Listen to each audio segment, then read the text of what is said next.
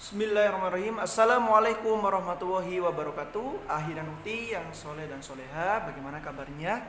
Semoga baik hari ini ya.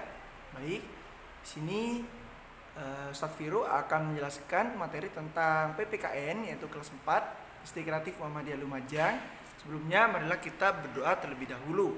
Bismillahirrahmanirrahim. Raditu billahi rabba wa bil islami dina wa bi Muhammadin nabiyya wa rasula Rabbi sidni ilma warzuqni fahma amin ya rabbal alamin.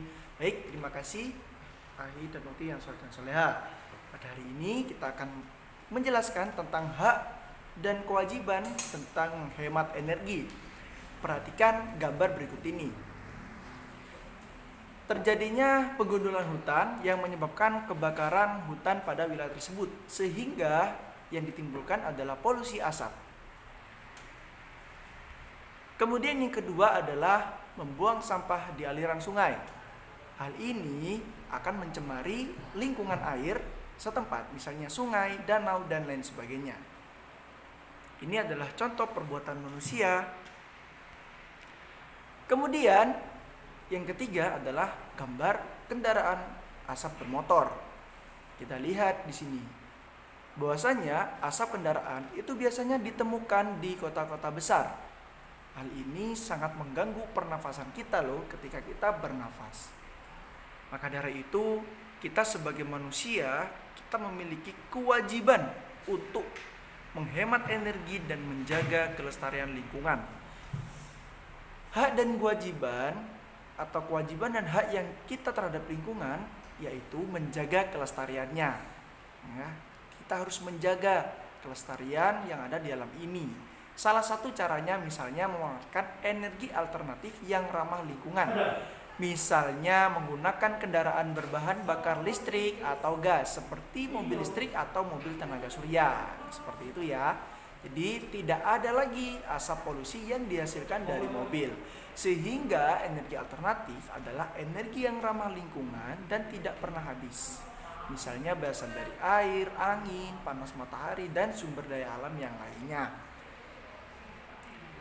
Maka kita juga berkewajiban, misalnya dalam membangun gedung, kita memperhatikan aspek yang ramah lingkungan. Misalnya membangun gedung dengan menggunakan cahaya matahari sebagai penerangan di siang hari, agar tidak memboros listrik, misalnya seperti itu. Ini salah satu langkah dalam melestarikan alam yang ada di dunia ini. Jadi setelah memenuhi kewajiban, kita dapat memperoleh hak kita. Misalnya kita memperoleh udara yang segar, lingkungan yang enak, nyaman, ya, dan juga tentunya kesehatan. Jadi ketika kita sudah melakukan kewajiban kita dalam melestarikan lingkungan, maka kita akan mendapatkan hak, ya, misalnya lingkungan yang segar, kesehatan, tidak ada polusi lagi, yaitu kenyamanan juga, dan lain sebagainya. Tidak ada bau-bau menyengat yang sumber dari sampah. Itu merupakan salah satu bentuk kecil ketika kita sudah memenuhi kewajiban.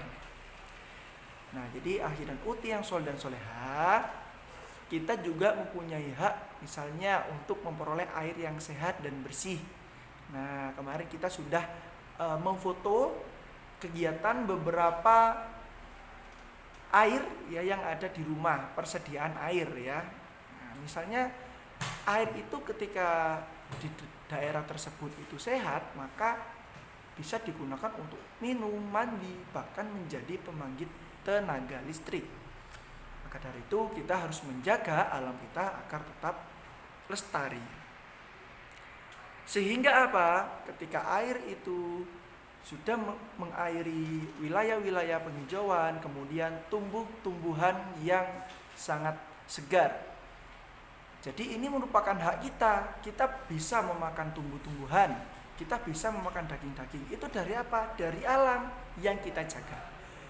Misalnya makan untuk memenuhi kebutuhan kita dari tumbuhan dan hewan, itu merupakan sumber energi. Bayangkan kalau kita tidak memakan sayur-sayuran atau daging-dagingan, maka kita akan lemas. Di sebelum memperoleh itu, kita harus menjaga lingkungan. Ini merupakan kewajiban kita bersama.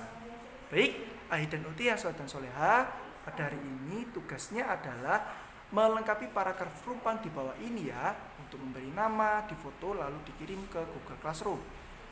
Baik, itu saja yang bisa Ustadz sampaikan. Terima kasih. Wassalamualaikum warahmatullahi wabarakatuh.